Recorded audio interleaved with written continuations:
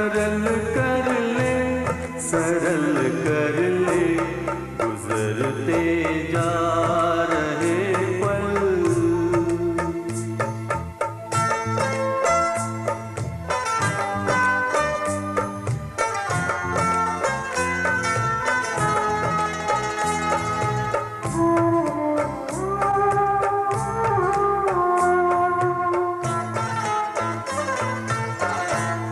घड़ी भर को यहाँ की सब यहाँ पर छोड़ कर प्यारे,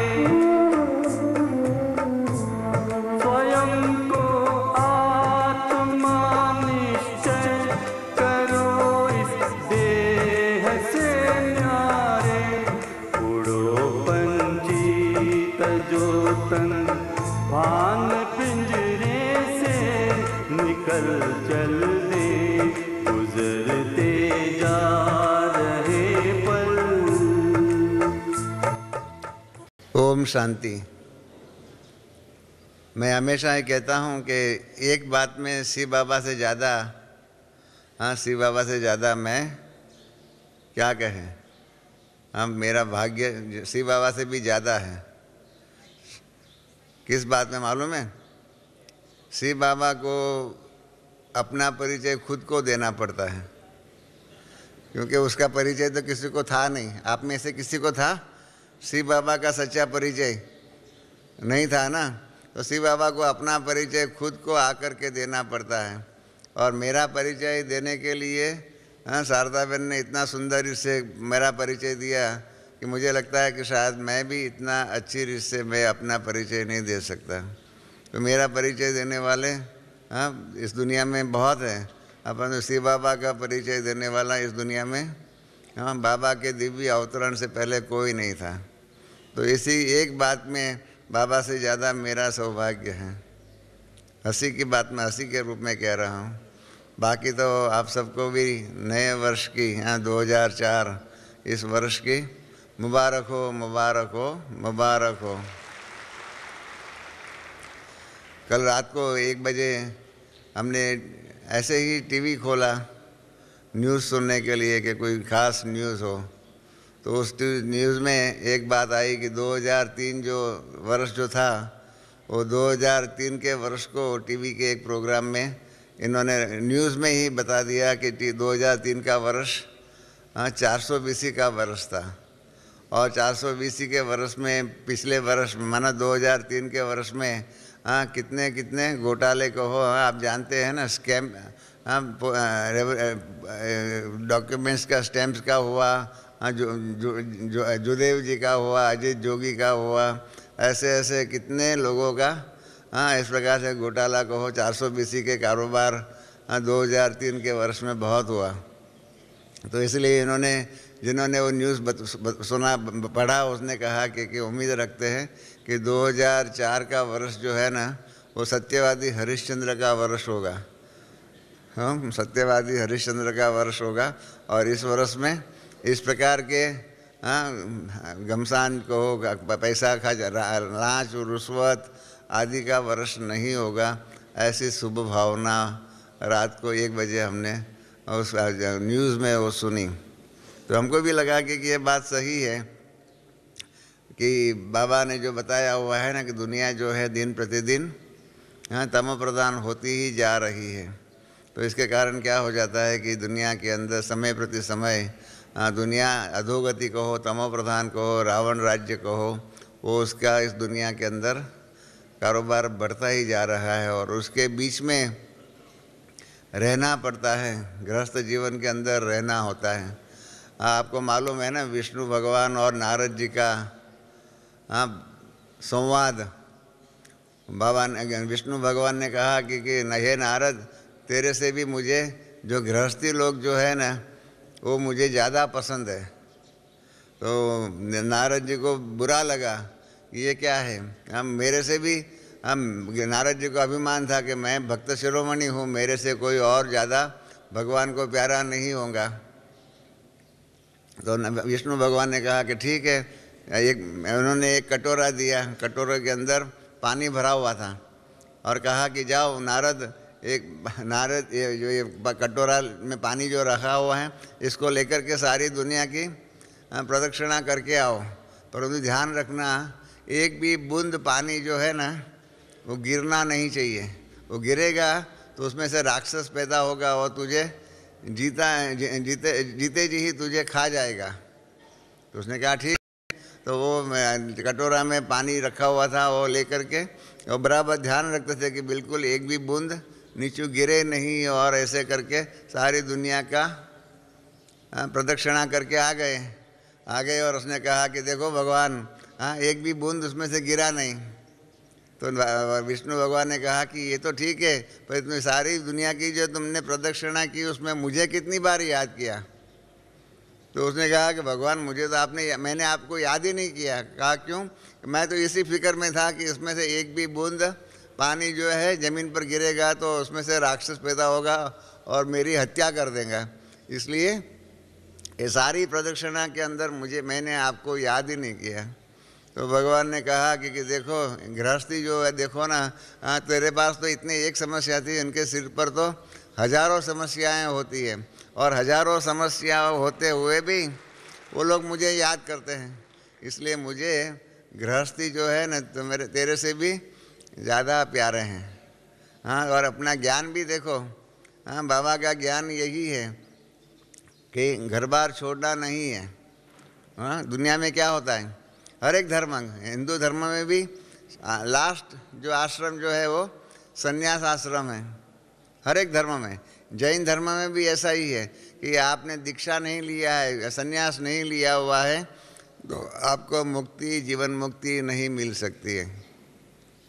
ईसाई धर्म के अंदर भी प्रीस्ट बनना, वो भी जीवन का एक लक्ष्य बताया हुआ है। घर बार छोड़ना पड़ता है तब आप प्रीस्ट बन सकते हैं। हर धर्म के अंदर घर बार छोड़ना ये मुख्य बात बताई हुई है, तभी आप तीव्र पुरुषार्थ कर सकते हैं। परंतु बाबा ने बताया हुआ है कि घर बार का त्याग नहीं, परंतु विकारों का त्याग। घर बार छोड़ने के बाद जंगल में भी क्या हो जाएगा, वहाँ पर भी विकार याद आएंगे, विकारों के द्वारा जीवन हो जाएगा। गृहस्थ जीवन की महिमा का महाभारत में भी एक गीता है। आप लोगों ने महाभारत तो पढ़ा होगा। महाभारत में 11 गीताएँ हैं, एक नहीं। ये कृष्ण और अर्जुन का संवाद की एक गीता है, ऐसा और भी गीताएँ हैं। और उसमें एक गीता है व्याघ्र गीता। व्याघ्र माना शिकारी जो होता है ना, शिकार करके आता है ना, फिर जो मांस आदि जो होता है ना उसको बेचने वाला जो होता है, उसको व्याघ्र कहते हैं। उसकी गीता है, वो आपने पढ़ी है। 11 गीता में से एक ये गीता है जिसमें गृहस्थ धर्म का बहुत महिमा किया हुआ है। ये गीता बहुत सुंदर है। उसके अंदर बात ऐसी आती है कि जंगल में एक सन्यासी जो है ना वो तप कर रहा था, और तपश्चर्या कर रहा था। तो तपश्चर्या के अंदर उसको तर्पण करना होता है, पानी हाथ में लेकर के इस प्रकार से सामने में शिव जी के शिवलिंग रखा हुआ होता है, उसके ऊपर वो तर्पण करना होता है। तो ऐसे ऐसा तर्पण कर रहा था ना, तो ऊपर से एक चिड़िया जो है ना, चिड़िया का कचरा जो है वो उसके हाथ में गिरा, तो उसका पानी बिगड़ गया। जो तर्पण करने के लिए पानी हाथ में रखा, तो उसको गुस्सा आ गया। तो वो सन्यासी ने एकदम गुस्से में ऐसे वो चिड़िया के ऊपर दृष्टि किया, और चिड़िया के ऊपर दृष्टि गुस्से में किया ना, उसके कारण उस गुस्से के क्रोध की अग्नि, क्रोध अग्नि कहते हैं ना, तो उस क्रोध अग्नि के अंदर वो चिड़िया भस्मीभूत हो गई, और चिड़िया ज़मीन पर गिर कर के मर गई। तो सन्यासी का तो जो पारा जो था ना अभिमान का, वो बहुत बढ़ गया कि मैं कौन, मैं अपनी दृष्टि से चिड़िया को भी भस्मीभूत कर सकता हूँ। तो फिर बाद में 12-1 बज गया था, तो शहर में आया भिक्षा लेने के लिए, और 2-4 घर पे भिक्षा लिया। उसमें एक और घर में गया, वहाँ पर भी क्या कहा कि भगवती भिक्षान देही, कि हे बहन मुझे भिक्षा दो। तो बहन ने कहा कि स्वामी महाराज आप ठहरिए, मेरा पति अभी आया हुआ है बाहर से काम करके, मैं उसका हाथ पांव धोने के लिए पानी देता हूँ, उसके पानी देती हूँ, हाथ पांव धुलाई कर ले, और उसको बैठने का आसन देती हूँ, उसके बाद मैं आपको भिक्षा देने के लिए आ रही हूँ। तो स्वामी जी का तो क्रोध जो है अब फिर आसमान तक पहुंच गया। उसको लगा कि मैं कौन, मैं कौन, मैं अपनी दृष्टि के तेज से चिड़िया को भस्मीभूत करने वाला, और मुझे ये बाहर रोक दिया कि तुम ठहरो, मैं अभी मेरे पति की सेवा करके आती हूँ। तो इसलिए वो 5-10 मिनट ठहरा। इतने में वो माता ने अपने पति की सेवा कर लिया, हाथ पाँव धुलाया, बैठाया किया, और उसके बाद भिक्षा देने के लिए गई। तो उसने फिर से सन्यासी ने कहा कि मैंने चिड़िया को भस्मीभूत किया तो मैं इस माता को भी भस्मीभूत कर दूँ। तो उसने एकदम जोर से ऐसे देखना शुरू कर देते क्रोध से। तो वो माता ने कहा कि सन्यासी महाराज, मैं वो चिड़िया नहीं हूँ जो आपकी क्रोध की अग्नि के द्वारा भस्मीभूत हो जाऊँ। मैंने अपना गृहस्थ धर्म बराबर निभाया हुआ है, इसलिए मैं आपके क्रोध से भस्मीभूत नहीं हो जाऊंगी। तो उसको लगा कि अगर ये कैसे इसके मालूम पड़ गया, ये माता को, गृहस्थी माता को कैसे मालूम पड़ गया। तो उसने कहा अच्छा आपको ये कैसे मालूम पड़ गया कि मैंने आज सुबह क्रोध के द्वारा, क्रोध अग्नि के द्वारा एक चिड़िया को भस्मीभूत कर दिया। तो वो माता ने कहा कि स्वामी महाराज अभी तो मेरे पास फुर्सत नहीं है, मेरे पति अभी घर में आए हुए हैं और मुझे उनको भोजन खिलाने का है। आप बाजू के गांव में जाइए, वहाँ एक व्याघ्र है, मांस जो होता है उसको बेचने वाला है, उसके पास जाइए, वो आपको इसका रहस्य बताएगा। तो उस सन्यासी वहाँ पर गया, दूसरे गांव में गया और वहाँ ढूंढते ढूंढते उस व्याघ्र के पास पहुँच गया।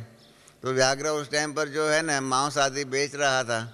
तो उनके पास गए और उसने कहा कि मुझे ये माता ने आपके पास भेजा हुआ है। तो कहा मुझे मालूम है आप यहाँ आ रहे हो, परंतु मैं अभी मेरा ये धंधा कर रहा हूँ, मेरा जीवन निर्वाह के लिए मुझे धंधा करना पड़ता है, मेरा धंधा पूरा होने दो, आपको आधा पौना घंटा बैठना पड़ेगा। तो फिर आधा पौना घंटा वो बैठा, इतने में उसने धंधा समाप्त किया। जितना भी घर में मांस आदि रखा हुआ था, मांस मच्छी आदि रखा हुआ था, उसको बेच दिया, दुकान साफ कर दिया, धुलाई कर दी। और उसके बाद सन्यासी को कहा कि आइए मैं अभी आपसे बात करता हूँ। तो उसने भी यही कहा कि आपको कैसे मालूम पड़ गया कि मैंने आज चिड़िया को भस्मीभूत कर दिया और ये माता को भी मैंने माता ने आपके पास भेजा है। उस ज़माने में कोई मोबाइल टेलीफोन आदि तो था नहीं कि मालूम पड़ जाए।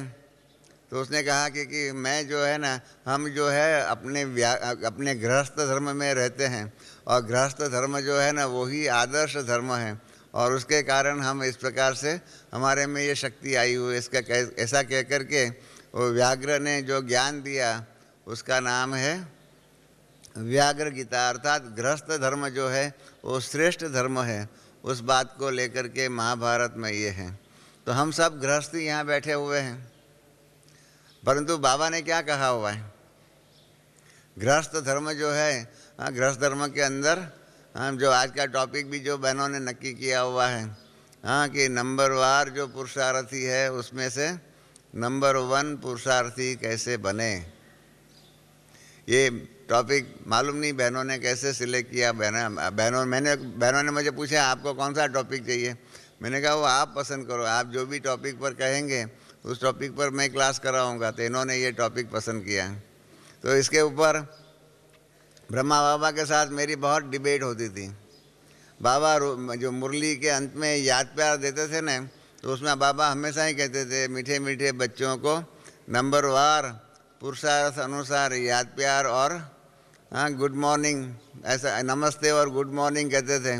मैं हमेशा ही बाबा को कहता था कि बाबा मुझे ये आपका नंबरवार शब्द पसंद नहीं है, सबको कहो कि नंबर 1 पुरुषार्थी बच्चों को याद प्यार, नमस्ते और गुड मॉर्निंग ऐसा कहो। तो बाबा कहते थे कि नहीं, मैं नंबर 1 सबको नहीं कह सकता हूँ, सभी बच्चे नंबरवार हैं। तो मैं कहता था कि बाबा ऐसा कैसे हो सकता है, एक बार परमात्मा आए हुए हैं और परमात्मा मिले हुए हैं, जिसकी खोज हम इतने जन्मों से करते आए हुए हैं, और वो परमात्मा अभी हमको हमारे बाप के रूप में मिल जाए, तो फिर उसमें नंबरवार क्यों हो सकता है। सभी बच्चे नंबर 1 ही पुरुषार्थी हो सकते हैं, नंबरवार नहीं हो सकते हैं। तो बाबा कहते थे कि नहीं बच्चे तुमको क्या मालूम, ये तो बाप जाने हाँ, बाबा के सिंधी के महावाक्य हैं, आप जानते हैं। बाबा कहते थे गुड़ जाने और गुड़ की गोथरी जाने, इस प्रकार से बाप जाने आप बच्चे कैसे जानेंगे। तो इस प्रकार से बाबा के साथ डिबेट होती थी। और फिर ब्रह्मा बाबा अव्यक्त हो गए। तो अव्यक्त होने के बाद बाबा ने मुरली चलाई थी। हाँ, एक मुरली चलाई थी, मालूम है किस बात के लिए? बहानेबाजी के ऊपर मुरली चलाई थी कि बच्चे बहाने बनाने में एक्सपर्ट हैं। और बाबा ने बहानेबाजी के अंदर उस मुरली के अंदर कहा कि सभी बच्चे बहाने बनाने में नंबर 1 है। सभी बच्चे बहाने बनाने में नंबर 1 है और सबको नंबर 1 दे दिया। बाकी तब तक जो है ना, सभी को नंबरवार पुरुषार्थ अनुसार बाबा याद प्यार देते थे। उस दिन सभी बहानेबाजी में नंबर 1 बच्चों को याद प्यार और ऐसा बाबा ने कहा भी सही। और उस दिन बाबा ने बाद में, अभी तो बाबा टोली आदि देते नहीं, खाली दृष्टि देते थे। उस ज़माने में तो बाबा टोली भी देते थे, व्यक्त बाप दादा। तो मैं जब बाबा के पास टोली लेने के लिए गया तो बाबा ने कहा अच्छा बच्चे बैठो। तो बाबा ने बैठाया और मुझे बाबा ने कहा बच्चे आज तो तुम खुश हैं। तो मैं भूल गया था कि किस बात के लिए बाबा कह रहे हैं खुश है। मैंने कहा किस बात के लिए बाबा खुश? बाबा ने कहा तुमको नंबरवार शब्द पसंद नहीं था ना, और तुम हमेशा कहता था कि नंबर 1 बच्चों को याद प्यार। तो आज मैंने नंबर 1 बच्चों को याद प्यार दिया। हाँ, बहानेबाजी में नंबर 1 बच्चों को याद प्यार दिया, ऐसा कहा बाबा ने। तो मैंने कहा नहीं बाबा, बहानेबाजी में नंबरवार पुरुषार्थ अनुसार होना चाहिए। बाबा ने कहा नहीं, मेरे सभी बच्चे बहाने बनाने में नंबर 1 है। ठीक है, बाबा ने जो कहा वो ठीक है। हाँ, हर बात में हम पुरुषार्थ के अंदर क्या करते हैं? हाँ, कई बात होती है पुरुषार्थ में तीव्रता लाने के लिए बाबा तो कहते हैं, परंतु हम क्या कहते हैं? बहाने बनाते रहते हैं। अनेक प्रकार के बहाने बनाएंगे। हमारे घर में मम्मा रहती थी हमारे साथ में। हमारे घर में बॉम्बे में 18 मास रहे मातेश्वरी मम्मा, हम शॉर्ट में मम्मा कहते थे, ऐसे मातेश्वरी। 18 मास रहे हुए थे। तो उनके साथ भी काफ़ी डिस्कशन होता था। एक बार मम्मा रोज़ रात को 2:30 बजे उठ कर के योग करते थे, 2:30 बजे। तो एक बार क्या, और रात को 10:30 साढ़े 10 बजे सो जाते थे। तो एक दिन कुछ पार्टियाँ बाहर गाँव से आई थी मिलने करने के लिए। तो मिलने करने में 12 बज गए। 12 बज गए तो हमने मम्मा को कहा कि मम्मा आज तो 12 बज गए हैं। आज अभी रोज़ तो आप 10 साढ़े 10 बजे सो जाते हैं, आज 12 बज गए, हमारा 1.5-2 घंटा हाँ देरी हो गई। अभी आप 12:30 बज गया है, सोने करने में आधा घंटा तो हो ही जाएगा। तो आज आप 2:30 बजे नहीं उठेंगे ना? क्या आप 2:30 बजे उठेंगे? तो मम्मा ने कहा कि क्यों? मैंने कहा मम्मा अभी तक आज ने 12 साढ़े 12 तक आपने सेवा किया है। हम तो ऐसा ही करते हैं, जिस दिन ज़्यादा सेवा करते हैं उस दिन सुबह का योग में ऊपर नीचे कर देते हैं। तो मम्मा ने कहा ऐसी कौन सी मुरली में बाबा ने कहा हुआ है कि जिस दिन ज़्यादा पुरुषार्थ किया हुआ हो, ज़्यादा सेवा किया हुआ हो, उस दिन सुबह योग नहीं करने का? ऐसी कौन सी कोई मुरली में कहा है? मैंने कहा कई बातें बाबा ने कही नहीं है, परंतु हम कर लेते हैं। हम बच्चे हैं, हम बच्चे तो अपनी मतलब की बात कर लेते हैं। बच्चों का अर्थ ही है कि जो अपनी मतलब का काम करे उसका नाम बच्चे। तो मम्मा ने कहा नहीं, मैं तो 2:30 बजे उठूँगी। तो हमने कहा मम्मा हम तो ऐसा ही करते थे, जिस दिन थोड़ी ज़्यादा सेवा किया हाँ इस प्रकार से हो जाता है। तो मम्मा ने कहा नहीं, इसमें सभी बच्चों को यही करना चाहिए। बाबा की जो श्रीमत जो है ना, उसके आधार पर जीवन की व्यवहार होना ही चाहिए। हम सबको गृहस्थ जीवन की बात कही हुई है ना, तो इसलिए गृहस्थ जीवन के अंदर नंबर 1 पुरुषार्थी बनना हो। हाँ, तो मैंने एक बार 1969 की बात है, 1969 में हमने एक कार कलकत्ता, उस ज़माने में कार जल्दी नहीं मिलते थे। आज तो पैसा भरो और फॉरेन कार मिल जाती है, उस ज़माने में तो क्यों लगती थी। तो हमने 2-3 साल पहले से बुक कराई थी। एम्बेसडर गाड़ी बॉम्बे में तो 8-10 साल के बाद मिलती थी, कलकत्ते में 2-3 साल में मिल जाती थी। तो हमने वहाँ कलकत्ते में गाड़ी बुक कराई थी और फिर सोचा था कि कलकत्ते से कार लेकर के घूमते घूमते सब जगह पर सेवा करते करते बॉम्बे आएंगे। तो तो जब जाना था तो मैं मधुबन आया था। मधुबन आया तो अव्यक्त बाप दादा से विदाई लिया।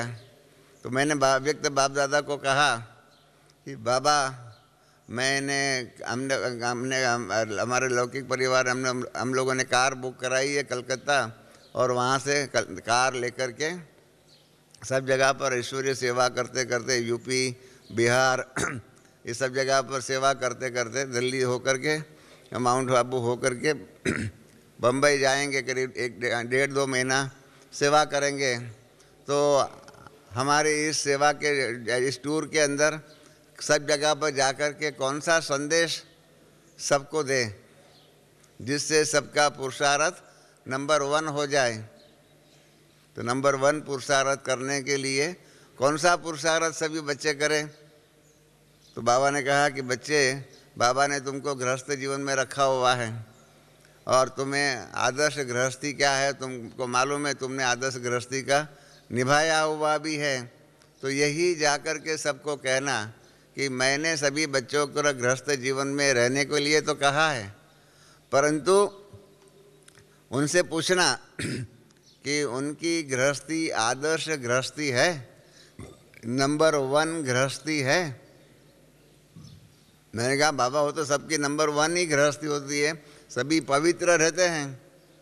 बाबा ने कहा पवित्र तो सभी रहते हैं, परंतु पवित्रता के अंदर भी नंबरवार पुरुषार्थ अनुसार आदर्श गृहस्थी जो मैंने कही है इस प्रकार से है। तो मैंने कहा बाबा आदर्श गृहस्थी क्या है जो नंबर 1 गृहस्थी हो जाए। तो बाबा ने कहा कि मैंने आदर्श गृहस्थी की डेफिनेशन परिभाषा बताई हुई है कि आदर्श गृहस्थी वो है जिसके अंदर 24 घंटा जो है ना, एक दिन के 24 घंटे सबके लिए है, चाहे कोई अमेरिका रहता है, चाहे कोई भारत में रहता है, कोई ऑस्ट्रेलिया इंग्लैंड कहाँ भी रहता होगा, 24 घंटे का एक दिन है। तो बाबा ने कहा हुआ है भी सही आदर्श गृहस्थी के लिए, नंबर 1 गृहस्थी के लिए कि 8 घंटा शरीर का आराम आदि करने के लिए, नींद करना, भोजन करना, स्नान पानी करना, इसके लिए 8 घंटा। 8 घंटा शरीर के निर्वाह अर्थ कमाई करना जो भी होता है, नौकरी धंधा आदि जो भी करो उसके लिए 8 घंटा, और 8 घंटा ईश्वरीय कमाई के लिए होना चाहिए। इस प्रकार से 8-8 घंटे का 3 डिवीज़न करके 8 घंटा ईश्वरीय सेवा, 8 घंटा लौकिक कारोबार और 8 घंटा शरीर के लिए नींद आदि करना, इस प्रकार से व्यवहार करना, इसको कहते हैं। बाबा ने कहा ये आदर्श नंबर 1 गृहस्थी है। मैंने कहा बाबा क्या करें आज की दुनिया के अंदर, इतनी महंगाई है। मैंने आप सबकी तरफ से वकालत किया, आप सबकी तरफ वकालत किया। मैंने कहा बाबा आज की दुनिया में महंगाई इतनी है कि 8 घंटे का काम धंधा नौकरी आदि करने से 1 मास का खर्चा पूरा निकलता नहीं है।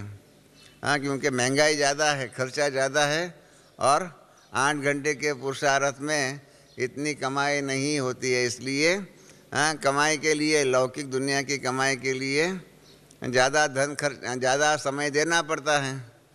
बाबा को मैंने हंसी में कहा कि बाबा हमारे बहन भाइयों के जीवन में आप तो कहते हैं कि ये कल्प जो है ना 5000 वर्ष का होता है, वो रिपीट होता है, परंतु हमारे गृहस्थियों के जीवन में तो कल्प जो है ना 1 महीने में रिपीट होता है। सतयुग, त्रेता, द्वापर, कलयुग जो है 1 ही महीने में हो जाता है। बाबा ने कहा ऐसे कैसे होता है बताओ। तो मैंने बाबा को कहा कि पगार जिस दिन मिलता है ना, तो पहला हफ्ता जो है वो सतयुग रहता है,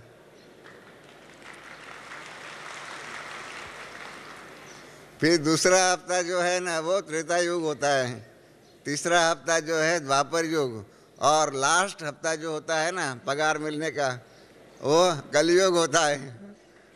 तो बाबा ने कहा संगम युग कभी होता है। बाबा ने मुझे पूछा संगम युग कभी होता है। मैंने कहा जिस दिन पगार मिलने वाला होता है ना उस दिन सुबह कलयुग होता है और शाम को सतयुग होता है।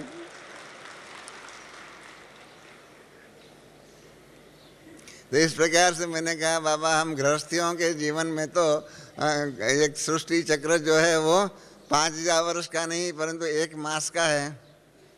तो बाबा ने कहा कि बच्चे तो कहानियाँ तो बहुत अच्छी तुम बताता है, परंतु बात यह है मैंने जो कहा हुआ है, जो बच्चा ऐसा कहे कि 8 घंटे की कमाई से 1 मास का भी खर्च नहीं निकल सकता है, इसके लिए ज़्यादा करना पड़ता है।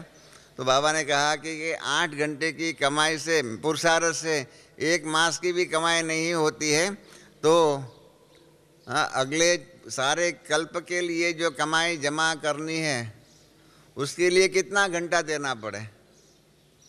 बाबा ने बहुत सुंदर बात कही। बाबा ने कहा कि सभी बच्चों को जाकर के कहना कि एक तो पहले से ही देरी से आए हुए हैं, अभी भी शारदा बहन ने हाथ खड़ा करवाया, तो मैं नहीं समझता हूँ कोई यहाँ ऐसे ज़्यादा लोग होंगे जिन्होंने मम्मा को साकार में देखा होगा।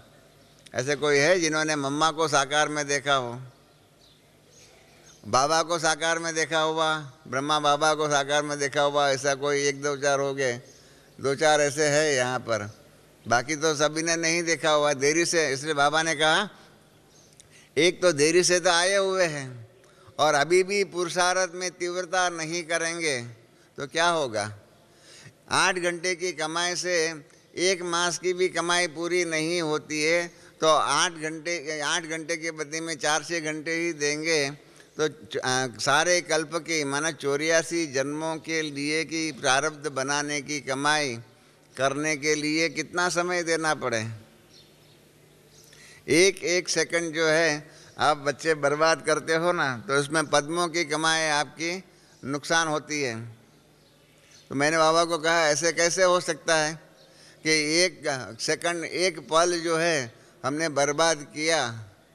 अभी गीत सुना ना हम सब ने योग में, गुजरते जा रहा है ये जम समय जो है गुजरता जा रहा है। तो मैंने बाबा को कहा कि 1 पल की कमाई में पद्मों की कमाई होती है, वो कैसे हो सकता है। तो बाबा ने कहा हिसाब लगाओ, आप बच्चे कितना साल पुरुषार्थ करते हैं। मैंने कहा 30-40 वर्ष तो पुरुषार्थ होता ही है, एवरेज पुरुषार्थ 40 वर्ष का होगा। तो बाबा ने कहा 40 वर्ष के पुरुषार्थ में 5,000 वर्ष की कमाई होती है, तो कितनी हुई 1 साल में कितनी हुई, और सतयुग में कितना धन होगा। मैंने कहा सतयुग में बाबा आपने ही कहा हुआ है कि आपके पास, हम बच्चों के पास गिनती नहीं हो सके इतना धन होगा। तो कहा इतनी कमाई जो हो गई 40 वर्ष के पुरुषार्थ में 5,000 वर्ष की कमाई होती है, तो 1 सेकंड में कितनी हो गई आप अंदाज लगाओ। तो 1 सेकंड क्या पुरुषार्थ में पद्मों की कमाई हो सकती है। इसलिए बच्चों को कहो कि फालतू बातों में अपना अगर समय बर्बाद न करें तो आदर्श गृहस्थी जो मैंने कही है उस प्रकार की आदर्श गृहस्थी के द्वारा नंबर 1 गृहस्थी जीवन उनका हो सकता है। बाबा ने ये बहुत अच्छी बात कही कि मैंने गृहस्थी जीवन कहा, उसका मतलब ये नहीं है कि जैसे चाहे ऐसी गृहस्थी करे, ऐसा नहीं। मैंने जैसी गृहस्थी कही हुई है नंबर 1 गृहस्थी, इस प्रकार की गृहस्थी बच्चों को करनी है। तो मैंने कहा बाबा ये मैं क्यों संदेश सबको दूँ। तो बाबा ने कहा कि ये तुमको ही संदेश देना है कि तुम गृहस्थ जीवन में रहते हैं। हमारे बच्चे जो है ना वो बहुत अच्छे वकील हैं। आप बच्चों को, आप सबको बाबा ने बहुत अच्छे वकील कह दिया। सभी बच्चे बहुत अच्छे वकील हैं कि जब मेरी बच्चियां जो है ना, क्लास टीचर जो है ना, वो कहेंगी अरे भाई थोड़ा पुरुषार्थ करो, प्रदर्शनी समझाने आओ, ये करो वो करो, तब बहाने बनाते हैं कि ये नहीं करूँगा, मैं ये नहीं करूँगा, अरे इतना बहन जी मुझे काम होता है, मेरे को ये काम है, इस प्रकार से। और बहनों को कहेंगे आपको गृहस्थ जीवन की समस्याएं क्या मालूम है, ऐसे कह करके बच्चे जो है ना, मेरी बच्चियां जो क्लास टीचर जो है ना उसको चला लेते हैं। तुमको तो चला नहीं सकता है कि तुम तो गृहस्थ जीवन में रहता है, तो तुम तो उनको बराबर जवाब दे सकता है। तो इसलिए सबको कहना कि उनकी गृहस्थी, वो संदेश बाबा ने मुझे 1969 में कहा कि सभी गृहस्थियों को जब भी मिलो तब बाबा ने कहा सेंटरों पर जा कर के तब यही कहना कि आपकी गृहस्थी नंबर 1 गृहस्थी है। अगर नहीं है तो बाबा ने कहा उनको पूछना अब नहीं तो कब करोगे आदर्श गृहस्थी। आदर्श गृहस्थी जो है नंबर 1 गृहस्थी अगर नहीं की तो नंबर 1 पुरुषार्थ से हम कैसे बनेंगे। गृहस्थ जीवन तो रहना ही है, गृहस्थी जीवन का करना है। हाँ, एक बार हमारे मुलुंड की पार्टी जो है ना, बॉम्बे के मुलुंड की पार्टी, वो अव्यक्त बाप दादा से मिल रही थी। सभी उसमें कुमार भी थे, अदर कुमार भी थे, सभी थे उसमें। हम भाई लोग ही थे। माताओं को बाद में मिले, पहले भाई लोगों की पार्टी को मिले, और उसमें कुमार भी थे, अदर कुमार भी थे। तो बाबा ने बहुत सुंदर बात कही उन्हों को, कि बाबा ने कहा कि मेरे पास ऊपर भिन्न भिन्न प्रकार के संकल्प आते हैं। अदर कुमारों को एक संकल्प आता है और कुमारों के दूसरा संकल्प आता है। तो बाबा ने उन्होंने पूछा मुलुंड वालों को कि मैं बताऊं क्या संकल्प मेरे पास आते हैं बच्चों के। हम आप जानते हैं ना, हमारे संकल्प विकल्प बाप दादा के पास पहुंच ही जाते हैं। तो सब ने कहा बाबा बताओ क्या संकल्प आते हैं। तो बाबा ने कहा कि अधर कुमार जो है ना, वो कहते हैं कि बाबा आप बहुत देरी से मिले, आप बहुत देरी से मिले। अगर आप पहले मिल जाते तो हम शादी नहीं करते, बच्चे नहीं होते, गृहस्थ जीवन ही नहीं होता, हम कुमार जीवन में रहते और आपकी सेवा बहुत करते हैं और अपना पुरुषार्थ बहुत करते हैं। ऐसे अधर कुमारों का संकल्प ऊपर आता है कि बाबा आप बहुत देरी से मिले, और कुमार जो है ना, उनका संकल्प ऊपर आता है कि बाबा आप बहुत जल्दी मिल गए।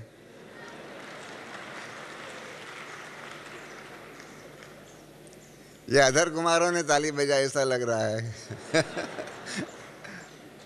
तो अधर कुमार, बाबा ने कहा कुमार लोग कहते हैं कि बाबा आप बहुत जल्दी मिल गए, अगर देरी से मिलते तो हम शादी करते, बच्चे होते, तो बुढ़ापे में हमारी सेवा करने वाला मिलता। तो इसलिए बाबा ने कहा कि मेरे पास सभी प्रकार के बच्चे हैं। हाँ, सबका अपना अपना विचार होता है और सबके अपने अपने संकल्प हैं। तो इसीलिए इन बातों के अंदर रहते हुए अपना पुरुषार्थ जो है ना बहुत सुंदर करना है। कल की भी मुरली जो है ना, हमने तो हमारे पास तो रात को ही 12:30 बजे ही जैसे यहाँ से गए और हम खाना खा रहे थे, इतने में आ गई थी। तो कल की मुरली में भी अपना पुरुषार्थ तीव्र करने के लिए, नंबर 1 पुरुषार्थ करने के लिए 3-4 बातें कही हुई है नए वर्ष के अंदर।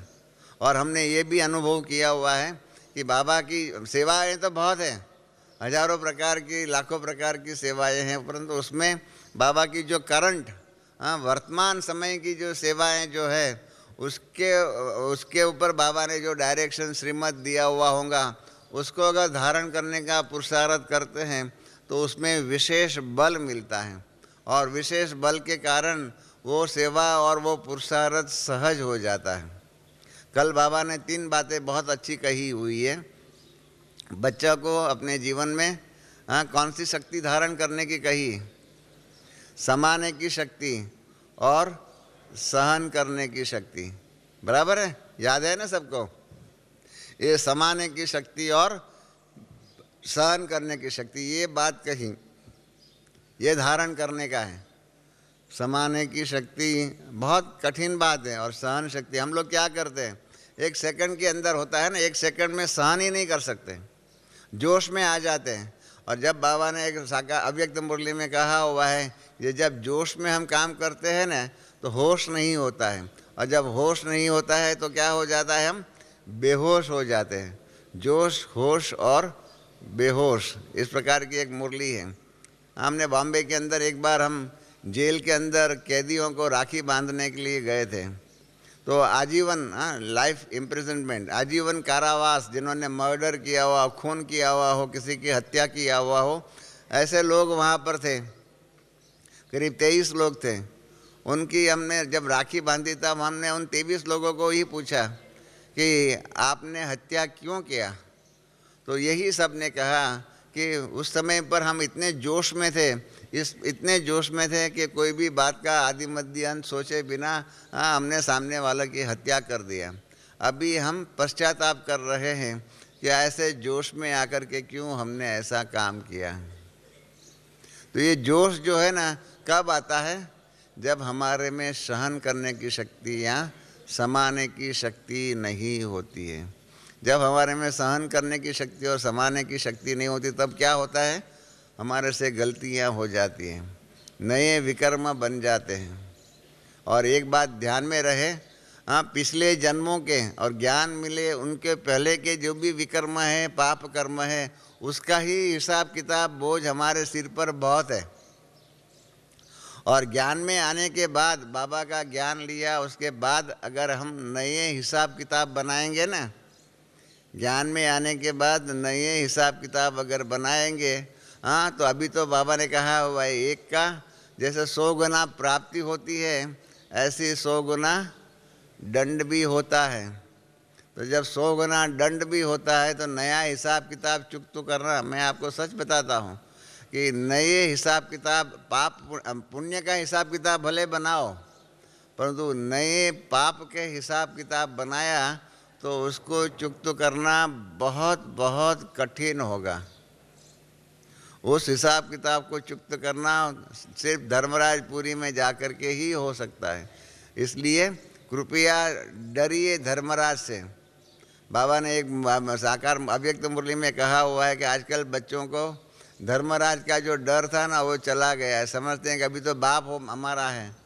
तो बाबा ने कहा हुआ है कि अभी बाप तो रहम दिल है, परंतु जब ये बाप धर्मराज बन जाएगा ना उसके बाद रहम दिल नहीं रह सकता है। उस टाइम पर तो हाँ जैसे जज भी होता है, जज के सामने उनका बेटा भी आ जाए तो भी जज के रूप में उसको जो सज़ा देनी होती है वो देना ही पड़ता है।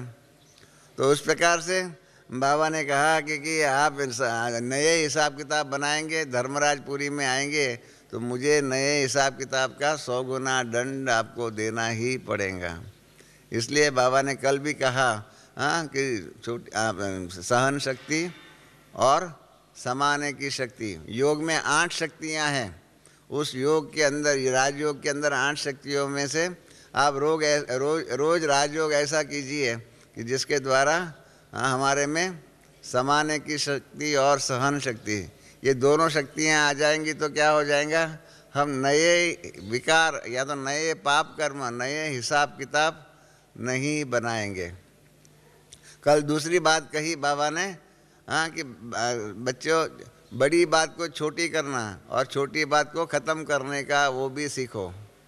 हम क्या करते हैं, छोटी बात को बड़ी बात करने में बहुत अनुभवी हो गए। एकदम छोटी सी बात होगी, हाँ घर में क्या होता है, हाँ बहू जो है ना दाल में नमक डालना भूल गई होंगी और उसके अंदर क्या होती है, सास फिर जो है ना बहू को उसके बाप और बाप का बाप और सारी दुनिया की बातें बहू को बोल देंगी। ऐसे दुनिया में भी होता है। नौकरी जो होता है, नौकर जो होता है उसको भी हम कितना डांटते हैं, कितना क्रोध करते हैं एक सेकंड में। तो इसलिए क्या हो जाता है, हम सब एक्सपर्ट है छोटी बात को बड़ी बात करने में। दादी जानकी ने भी एक बार क्लास कराया था, उसमें भी यही कहा था कि बड़ी बात को छोटी करना यही तो बड़ी बात है, बाकी छोटी बात को बड़ी कर दो उसमें क्या बात है। छोटी बात को बड़ी बात करने से क्या हो जाता है, उसमें इतना पुरुषार्थ और वेस्टेज होता है, टाइम बर्बाद होता है। और उसके कारण क्या होता है, जब समय बर्बाद होता है नए हिसाब किताब बन जाते हैं। इसलिए बाबा ने कल हम सबको कहा कि बड़ी बात को छोटी बात करना और छोटी बात को भूलना सीखो। हम भूलते ही नहीं हैं। बाबा ने कहा हुआ है कि फुल स्टॉप लगाओ, फुल स्टॉप लगाओ, बीती को याद नहीं करो। दादी जानकी ने एक बार हमको कहा था क्लास के अंदर कि बस मैं हमेशा ही ध्यान रखती हूँ कि पुरानी बातों को याद करके किसी को मैं उलझना नहीं देती हूँ। हम क्या करते हैं, किसी को भी पुरानी बातों के आधार पर एप्रिशिएट नहीं करते हैं। अरे आपने बहुत अच्छा काम किया, ऐसा एप्रिशिएट तो बिल्कुल नहीं करते हैं, परंतु पुरानी बातों को याद रख करके 2 साल 5 साल 10 साल पहले की भी बातों को याद रख करके सामने वालों को जिसको अंग्रेजी में कहते हैं टॉन्टिंग, कटाक्ष करना, टॉन्ट लगाना। अरे तुम तो ऐसा ही है। आप जानते हो ना, सबसे इतिहास के अंदर सबसे बड़ा में बड़ा टॉन्टिंग जिसके कारण महाभारत हुआ, द्रौपदी ने क्या बोला मालूम है ना दुर्योधन के लिए कि अंधे की औलाद अंधे हैं। इसको कहते हैं टॉन्टिंग। और अपमान युक्त, सामने वालों का अपमान हो जाए ऐसे शब्दों का प्रयोग करना, उपयोग करना। और इसलिए क्या हो गया आप जानते हैं, महाभारत हो गया। ये हम टॉन्टिंग करना, किसी को उलझ ना देना, हाँ, किसी को इस प्रकार से बहुत सी ऐसी बातें गड़बड़ करते ही रहते हैं। और इसीलिए बाबा ने कल जो कहा दूसरा पुरुषार्थ, कि कितनी भी बात बड़ी हो जाए इसको छोटी बात कर दो और छोटी बात को भूलना सीखो। और तीसरी बात जो कही है ना कल बाबा ने, विदेशियों के लिए बहुत सुंदर बात कही, भारतवासियों को ये बात नहीं कही है। हम भारतवासी, जब बाबा ने ये बात विदेशियों के लिए कहा कि बाबा को विदेशियों की ये बात बहुत अच्छी लगती है, तो मुझे लगा कल बाबा ने जो कहा विदेशियों का एक बहुत अच्छा सद्गुण बताया। जब बाबा ने विदेशियों के ये सद्गुण की बात कही तब मुझे लगा कि ये सद्गुण हमारे भारत के बहन भाइयों को भी अपनाना चाहिए। याद है बाबा ने कल विदेशियों का एक सद्गुण के बारे में कहा कि विदेश के बहन भाई सच बोलते हैं, पुरुषार्थ में गलतियां आदि जो भी होंगी उसको टीचर्स के पास जा कर के, यहाँ बाबा के पास लिख कर के सच बता देते हैं। तो बाबा ने कहा भी सही कि सच बोलने से आधा माफ़ हो जाता है। याद है आपको? सच बोलने से, बाबा के आगे सच बता देने से आधा माफ़ हो जाता है। बाबा ने विदेशियों का ये सद्गुण बताया। ये बहुत ज़रूरी बात है। मैं बहुत बहन भाइयों के संपर्क में आता हूँ और बहुत बहन भाइयों के संपर्क में आने से मेरी एक बात आप सबको बुरी लगेंगी, अच्छी नहीं लगेंगी, पर हमने देखा हुआ है कि बाबा के एक महावाक्य जो है, शब्द जो है ना, इसका हम सब ने बहुत ही गलत तरीके से उसका उपयोग किया हुआ है।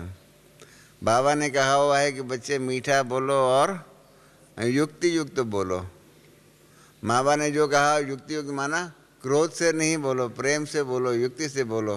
हाँ, गलतियाँ होती है, पर गलतियों के लिए हाँ, जैसे एक बार दादी जानकी को एक भाई ने कहा कि मुझे आज गुस्सा आ गया। दादी ने पूछा, जानकी दादी ने पूछा क्यों गुस्सा आया? तो कहा वो सामने वाले ने झूठ बोला, सामने वाले ने झूठ बोला इसलिए मुझे क्रोध आया। तो जानकी दादी ने कहा इसलिए तो झूठ बोला, परंतु झूठ का जवाब आपको क्रोध से देने का, उस झूठ के कारण आपको क्रोध करने का लाइसेंस बाबा ने कब दिया? कभी दिया है कि सामने वाले ने झूठ बोला इसलिए आप क्रोध कर सकते हो? कहा है ऐसा? तो आपको क्रोध करने का, उसने झूठ बोला, आपने क्रोध किया, दोनों ने गलती की। अगर सामने वाले ने गलती किया तो उसकी गलती के ऊपर उसका दोष को बताने करने का आपको किसने अधिकार दिया? आप क्रोध से क्यों बताते हो? आपने प्रेम से क्यों नहीं बताया? आपने भी क्रोध किया, माना आपका हिसाब किताब बन गया।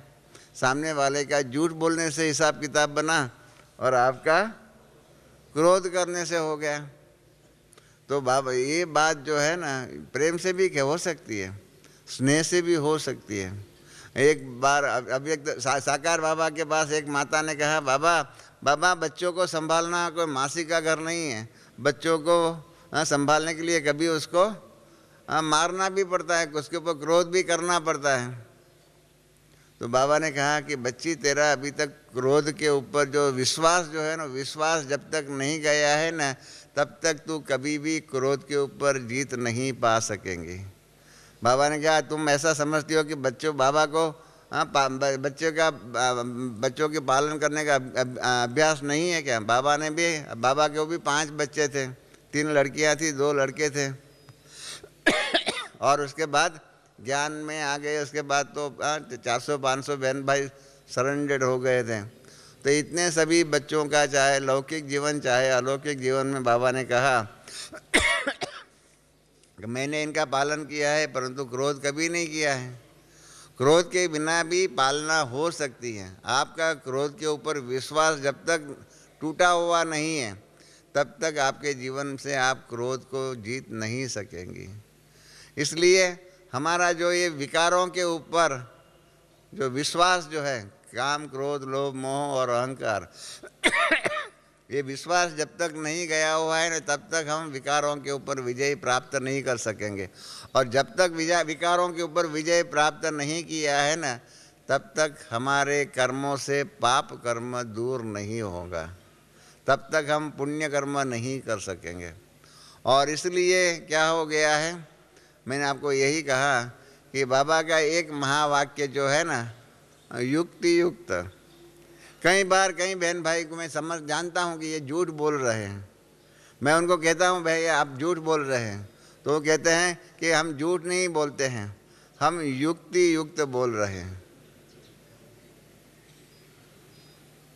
परंतु याद रहे, हाँ, युक्ति युक्त या झूठ बोल करके जो भी सेवा किया हुआ है ना, इसका फल, हाँ, जितना सच बोलने के आधार पर फल मिल सकता है, इतना झूठ बोल करके करने की हुई सेवा का फल नहीं निकल सकता है।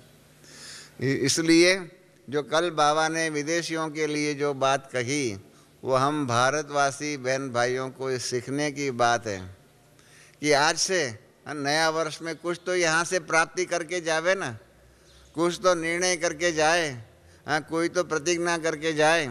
अब विकारों की तो बात पुरानी हो गई, पवित्र तो रहते ही है, ये सब बातें पूरी बात हो गई। परंतु एक बात मेरा एक नम्र विनंती है आप सबको कि आप सब यहाँ आए हुए हैं, आप जानते हैं तीर्थ स्थान पे जाते हैं ना, तो कोई ना कोई विकार की बात छोड़ना पड़ता है। हाँ, श्राद्ध भी करते हैं ना, श्राद्ध के बाद भी कहते हैं, पंडित कहता है कि आप कोई एक बात छोड़ दो। इस प्रकार से यहाँ आए हुए हैं ना, तो यहाँ से, हाँ, आज से एक बात का, एक साल के लिए, ज़्यादा नहीं, 2004 के साल है ना, 2004 में हम सच बोलेंगे, झूठ का ईश्वरीय सेवा में उपयोग नहीं करेंगे। ये प्रतिज्ञा कर सकते हैं? हाँ, मैं फिर से बोलता हूँ, 2004 के साल में ईश्वरीय सेवा के अंदर झूठ का प्रयोग हम नहीं करेंगे। ऐसी जो प्रतिज्ञा करते हैं वो हाथ खड़ा करें।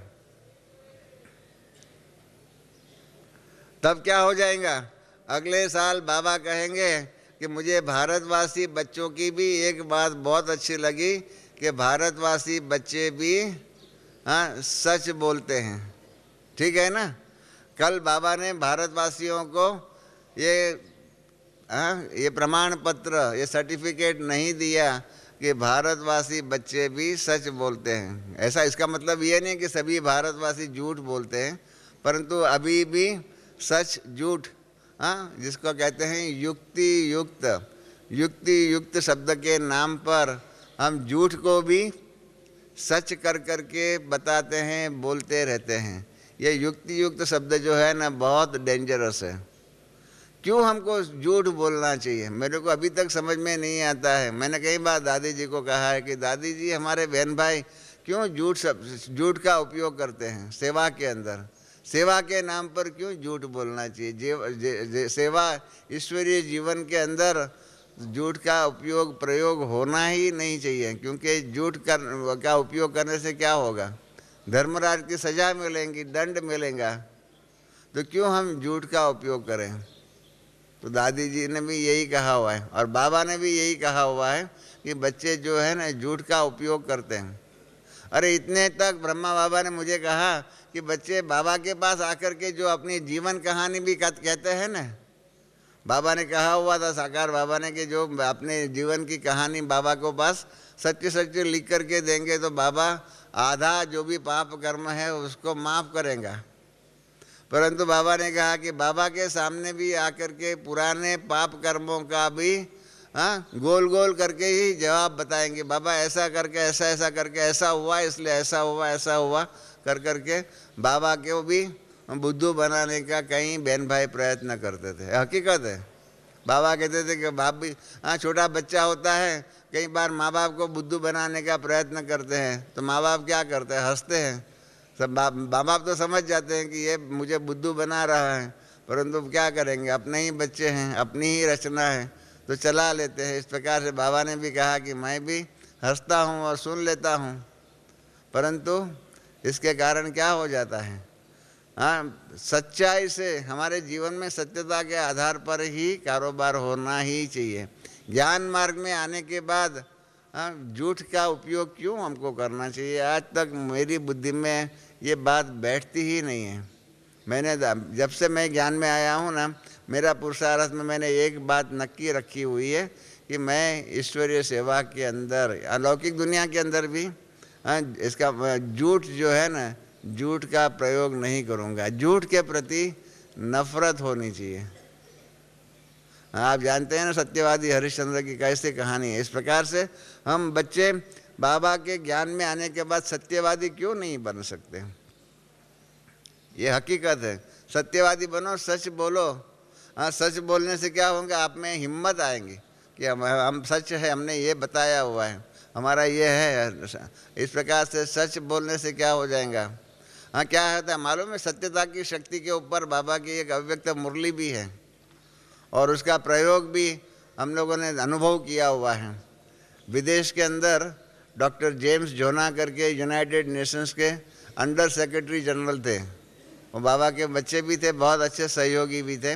मधुबन में भी 2 बार आ चुके हैं, हमारे बॉम्बे में भी आए हुए थे और अंडर सेक्रेटरी जनरल के रूप में बहुत ही अच्छी हम सबको यूनाइटेड नेशंस के अंदर संयुक्त राष्ट्र संघ में हमको बहुत मदद भी किया हुआ था। एक बार क्या हो गया कि उनके कई दुश्मन होंगे, इन्होंने सेक्रेटरी जनरल जो थे उनके ऊपर फरियाद कर दिया कि ये जो डॉक्टर जेम्स जोना है ना, उसने ऐसे ऐसे गलत काम किए हुए हैं और गलत कामों के आधार पर उनको यूनाइटेड नेशन से निकाल देना चाहिए। तो जब उनके पास फरियाद गई तो सेक्रेटरी जनरल ने एक कमेटी बनाई और कमेटी को कहा कि ये डॉक्टर जेम्स जोना जो है उसके जीवन के बारे में आप और इनके इन्होंने ये बात कही है, उनके बारे में जो ये फरियाद आई है वो कहाँ तक सच है उसके बारे में बताइए। तो कमेटी बन गई थी, तो इसके कारण जो है ना डॉक्टर जेम्स जोना के ऊपर बहुत प्रेशर था। तो वो रविवार के दिन वहाँ पर न्यूयॉर्क के सेंटर पर गए थे। तो न्यूयॉर्क के सेंटर पर गए थे तो उसका मुख जो है थोड़ा पीला पड़ा हुआ था, टेंशन था। तो मोहिनी बहन ने उनसे पूछा कि आपके मुख से ऐसा लग रहा है कि आपको कोई बात का फिक्र है, कोई बात का टेंशन है। तो इन्होंने कहा कि हाँ, मेरे बारे में जांच करने के लिए, जांच पड़ताल के लिए एक कमेटी बनाई गई है और उसके लिए वो लोग मेरे बारे में इंक्वायरी कर रहे हैं, तो मुझे क्या करना चाहिए? तो मोहिनी बहन ने कहा उनको कि आप जो भी बात जैसे हुई है ना वैसे सच सच बता देना, सच बात को सत्यता के आधार पर बता देना, फिर बाबा के ऊपर छोड़ देना और बाबा भी सत्यता के आधार पर आपने जो भी बात बताई हुई होंगी तो बाबा भी मदद करेंगे। एक बात आप सब लिख लो कि झूठ के बातों के अंदर बाबा का बल आपको कभी नहीं मिलेगा और सत्यता के आधार पर बाबा आपको पूर्ण रूप से अपनी छत्र छाया में रखेंगे। ये हकीकत है। मेरा 40 साल का ईश्वरीय सेवा का अनुभव ये है कि बाबा को सत्यता पसंद है और सत्यता के आधार पर किए हुए कर्मों के अंदर बाबा की पूर्ण रूप से मदद मिलती है। तो डॉक्टर जेम्स जोना को मोहिनी बहन ने भी यही कहा कि आप कमेटी के सामने जो बात जैसे हुई है उस प्रकार के सत्यता के आधार पर बता देना। तो फिर जब कमेटी के सामने उनके बयान हुआ तो इन्होंने सत्यता के आधार पर बता दिया। फिर कमेटी ने जो रिपोर्ट लिखा तो उसमें लिखा कि ये डॉक्टर जेम्स जोना सच्चे हैं, इनके विरोधियों ने उनके विरुद्ध में ऐसी झूठी फरियाद लिखी हुई है, ये व्यक्ति सच है और ऐसे सत्यता के आधार पर चलने वाली व्यक्तियों को प्रमोशन मिलना चाहिए। यूनाइटेड नेशंस में, संयुक्त राष्ट्र संघ में प्रमोशन मिलना चाहिए, ऐसा कमेटी ने रिपोर्ट लिखा। तो फिर सेक्रेटरी जनरल के पास जब ये रिपोर्ट गया तो उन्होंने भी नक्की किया कि जब कमेटी ने कहा हुआ है तो उनको अंडर सेक्रेटरी जनरल से असिस्टेंट सेक्रेटरी जनरल का प्रमोशन दिया। ये 77 की बात है। तो जब उस टाइम पर दादी प्रकाश मणि के साथ मैं भी विदेश यात्रा पर गया हुआ था तो अंडर सेक्रेटरी जनरल से उनकी सेक्रेटरी जनरल की पोस्ट हो गई, असिस्टेंट सेक्रेटरी जनरल की पोस्ट हो गई। तो इन्होंने दादी को आकर के कहा कि अभी मेरा प्रमोशन हो गया है, मेरे को नया ऑफिस मिला हुआ है, आप दादी उसका उद्घाटन करने को आओ। तो दादी ने कहा कि मैं तो बिज़ी हूँ, रमेश को मैं भेजती हूँ। रमेश और जयंती बहन जो है ना, मुझे और जयंती बहन को दादी ने भेजा। तो उनका यूनाइटेड नेशंस का जो बिल्डिंग है ना 37 मंजिल का है, 37 मंजिल का है। पहले अंडर सेक्रेटरी जनरल के रूप में उनकी ऑफिस 35वीं मंजिल पर थी और सेक्रेटरी जनरल की ऑफिस 37 मंजिल पर थी। तो अभी उनकी ऑफिस, वो असिस्टेंट सेक्रेटरी जनरल हो गए, हमारा सेक्रेटरी जनरल के असिस्टेंट बन गए। तो उनकी भी 37वें मंजिल पर थी। तो वहाँ हम गए, जयंती बहन और हम गए और उसका ऑफिस का उद्घाटन किया। तो हमने उनसे पूछा कि आपका ये प्रमोशन कैसे हुआ। तो कहा कि बाबा के वो महावाक्य जो मोहिनी बहन ने हमको कहा कि जेम्स भाई, आपको जो भी बात जैसे भी हुई है सच बोलिए। सत्यता के आधार पर आप जो भी कर्म करेंगे आपको बाबा की पूर्ण रूप से मदद मिलेंगी। और बाबा की वो पूर्ण रूप की मदद के फल स्वरूप मैं आज अंडर सेक्रेटरी जनरल से सेक्रेटरी जनरल हो गया हूँ। ये हकीकत है। मतलब इस लेवल तक, यूनाइटेड नेशंस के लेवल तक भी इस प्रकार से सत्यता के आधार पर किए हुए कर्मों के आधार पर अंडर सेक्रेटरी जनरल से सेक्रेटरी जनरल बन सकते हैं। तो क्यों हम अपने लौकिक कारोबार के अंदर भी सत्यता के आधार पर कारोबार करें। देखिए, आप देखना, अनुभव करना कि आपको बाबा की मदद कितनी मिलती है। मेरा जीवन का तो अनुभव यही है, मेरे पुरुषार्थ का भी यही है कि मुझे बाबा की जो कदम कदम पर बल मिलता है, शक्ति मिलती है, कारण यही है कि हमने नक्की किया हुआ है कि सत्यता के आधार पर ही कारोबार करना और सत्यता के आधार पर ही कोई भी हो सामने वाला, पर सत्यता के आधार पर ही उसको राय सलाह देना। आज भी अभी भी शारदा बहन ने आपको बताया ना कि रमेश भाई के पास जो भी जाता है, रमेश भाई सत्यता के आधार पर ही उनको बताएंगे कि ऐसा नहीं, ऐसा करो, ऐसा करो, इस प्रकार से करिए। तो इस बात से ये आप अनुभव में आप रख लीजिए, इसका एक प्रयोग कर लीजिए। हाँ, आपको नंबरवार पुरुषार्थी के मस में नंबर 1 बनना हो ना, तो कल के बाबा के महावाक्य जो है कि समेटने की शक्ति, सहन करने की शक्ति, बड़ी बात को छोटी और छोटी बात को ख़त्म करने की, अर्थात पुरानी बात को फुल स्टॉप लगाने की और सत्यता के आधार पर कर्म करने की, जो कल की मुरली जो है 2004 के वर्ष में कुछ नवीनता करके दिखाओ। हाँ, तो इस प्रकार से ये नवीनता के आधार पर जाकर के पुरुषार्थ करना, देखना आपका पुरुषार्थ कितना सहज हो जाएगा। क्योंकि बाबा की मदद जो है ना, आप सबको इतना अनुभव नहीं होगा, हमको तो यहाँ बाबा का ईश्वरीय सेवा के कारोबार में कदम कदम पर निर्णय लेने पड़ते हैं और उस निर्णय के अंदर बाबा की मदद की ज़रूरत पड़ती है। और बाबा की मदद तब मिलती है जब हम सत्यता के आधार पर काम करते हैं। दादी प्रकाश मणि का भी अनुभव यही है कि दादी भी इस प्रकार से सत्यता की शक्ति के आधार पर ही कारोबार करती हैं। तो इसलिए ईश्वरीय सेवा के अंदर कृपया, जैसे आपने कहा ना, अभी हाथ भी खड़ा किया और कल भी दूसरी बात भी बाबा ने, चौथी बात भी कही है, मैंपन, ब्रह्मा बाबा से सीखना है, बाप समान बनना है। तो क्या बताया कि ब्रह्मा बाबा ने क्या किया, हर बात में बाबा बाबा बाबा ही कहा हुआ है। मैंपन, मैंने ये किया, मेरा ये जो है, इस बात का तो बाबा हर समय पर पुरुषार्थ में यही कहते हैं। और अंग्रेजी में कहा हुआ है कि अंग्रेजी में 2 शब्द I and my, they are the most dangerous words.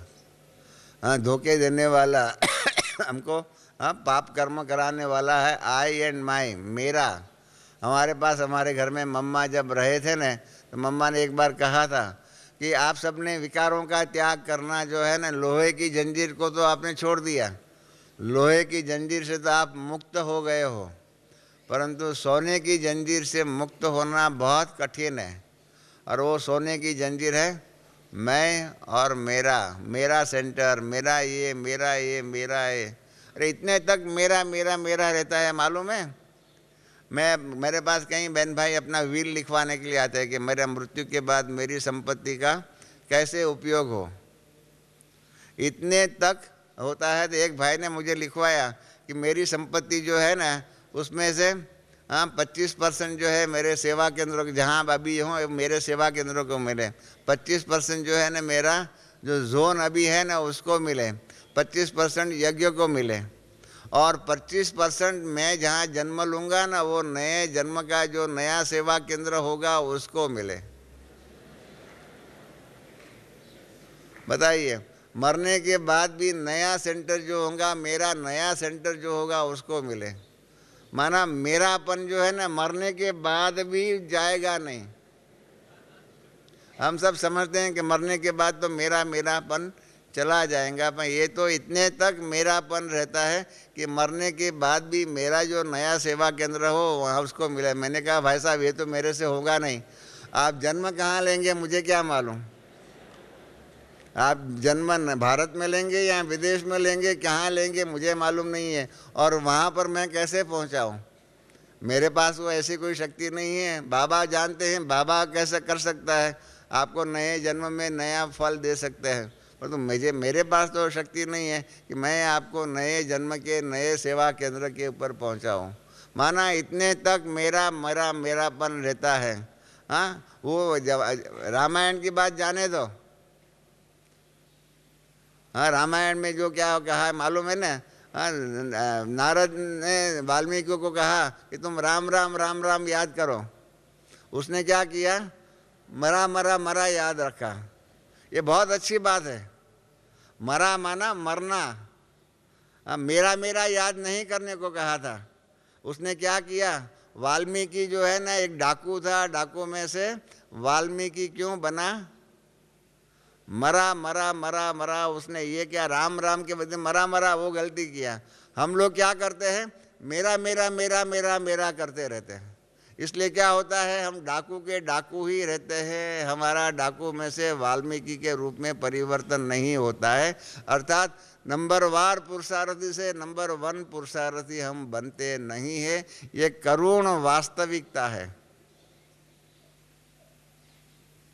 कल भी बाबा ने इसलिए कहा कि ब्रह्मा बाबा को फॉलो करना माना बाप समान बनना है, तो ये मेरा मेरा मेरापन से, उसके भान से मुक्त हो जाओ। हर बात में बाबा बाबा बाबा करो, बाबा ने कराया। हमारे में जो भी विशेषता होंगी ये भी कहिए कि ये बाबा की देन है। हाँ, इस प्रकार से कल की जो मुरली जो है ना उसमें जो 4 बातें जो कही, हाँ, एक तो समाने की शक्ति और सहन शक्ति, उसको योग में धारण कीजिए। दूसरी बात, बड़ी बात को छोटी बात नहीं, तो क्या होता है, बड़ी बात जितनी बड़ी होती है ना उतना हमारा रिएक्शन भी इतना ही बड़ा होता है। इसके कारण वो आप बड़ी बात को छोटी करो, छोटी बात को भूलो, माना भूलना सीखो। तीसरी बात, सत्यता के आधार पर जीवन व्यवहार ईश्वरीय सेवा का कीजिए। और चौथी बात, मैं और मेरापन जो है उसका त्याग करो।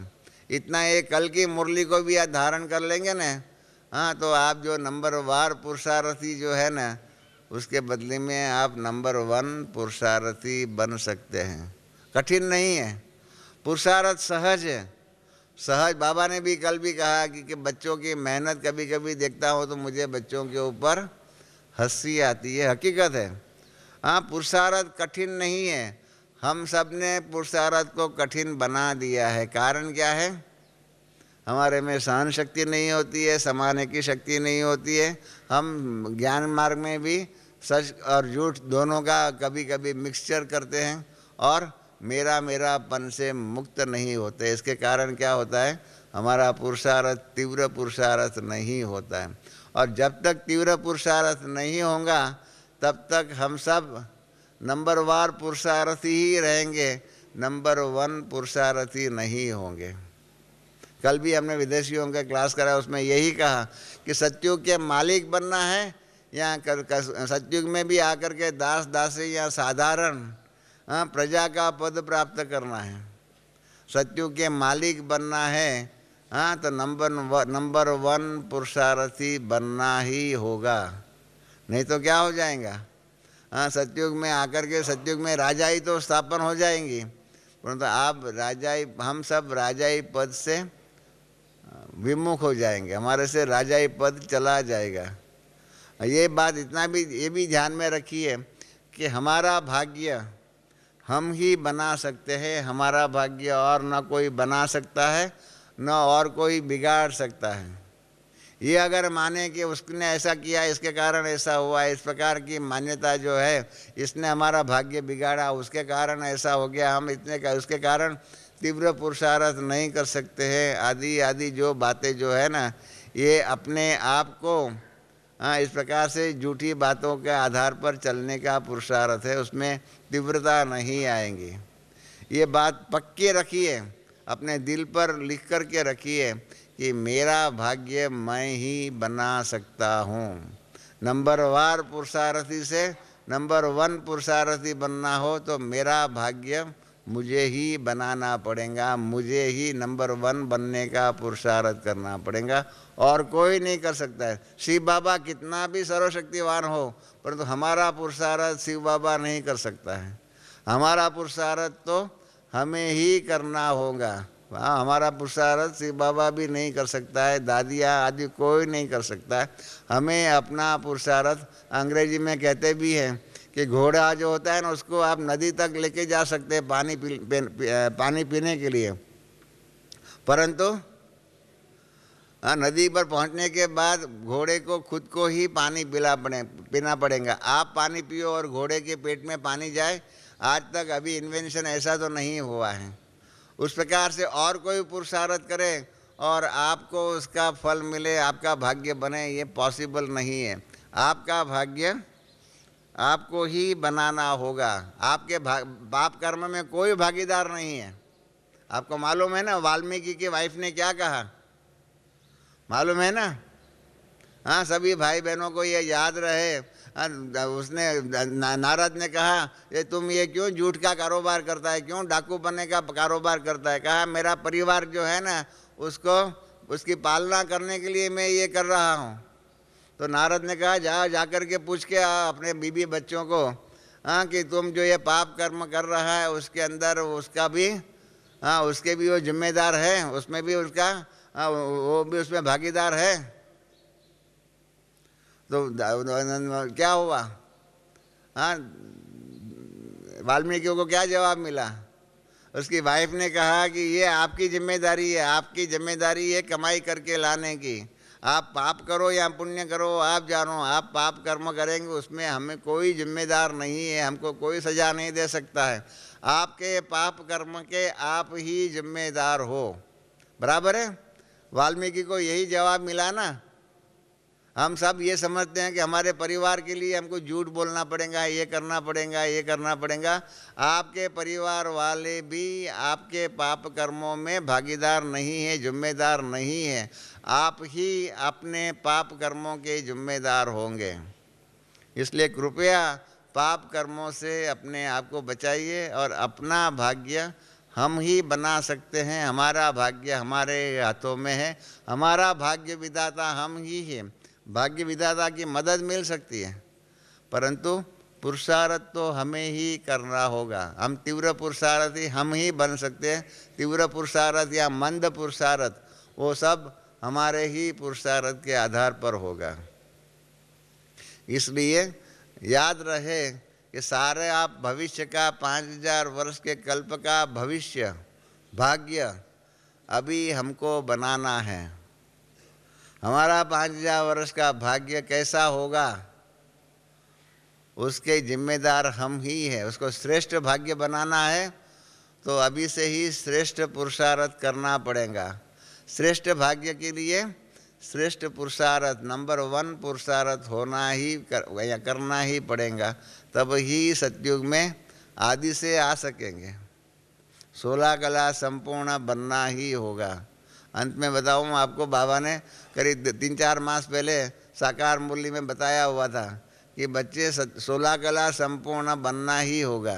15 कला संपूर्ण बने तो क्या हो जाएगा, बाबा ने हिसाब किताब बताया हुआ था। बताया था कि सतयुग में शुरू में 16 कला संपूर्ण है, त्रेता में 14 कला संपूर्ण है, द्वापर में 8 कलाएँ हैं, और उसके बाद कला खत्म होती जाती है। अभी कुछ भी नहीं रहा हुआ है। तो इसमें सतयुग में 1250 वर्ष में 2 कला कम होती है, और त्रेता युग में 1250 वर्ष में 6 कलाएँ कम होती है। तो सतयुग की बात अगर हम करते हैं, बाबा ने बताया 1250 वर्ष में 2 कला कम, तो 1 कला 15 कला संपूर्ण माना क्या होगा? 15 कला संपूर्ण बने। हाँ, थोड़ा गलतियाँ किया, आदि किया, तीव्र पुरुषार्थ नहीं किया, 15 कला संपूर्ण बने तो क्या हो जाएगा? आधा कल्प, आधा सतयुग माना, आधा सतयुग हमारा खत्म हो जाएगा, माना 625 वर्ष खत्म हो जाएगा। सतयुग में 8 जन्म है, उसमें से आधा सतयुग चला जाएगा, माना 4 जन्म चला जाएगा। 4 जन्म चला गया माना 84 जन्म के बदले में 80 हो जाएगा, माना पहले 4 जन्म में लक्ष्मी नारायण आदि जो भी पहले के नंबर 1 2 3 4 थे उसको आप देख नहीं सकेंगे। और पहला लक्ष्मी नारायण माना ब्रह्मा बाबा और मातेश्वरी सरस्वती को आप देख नहीं सकेंगे। अभी भी ब्रह्मा बाबा और मातेश्वरी सरस्वती को 95% 98% बहन भाइयों ने देखा नहीं है। और अभी भी अगर तीव्र पुरुषार्थ नहीं किया, हाँ, पुरुषार्थ नंबर 1 ऐसा नहीं बने हुए हैं, हाँ, तो क्या हो जाएगा? 16 कला संपूर्ण नहीं बने, हाँ, तो सतयुग का आदि रत्नों में नहीं होंगे।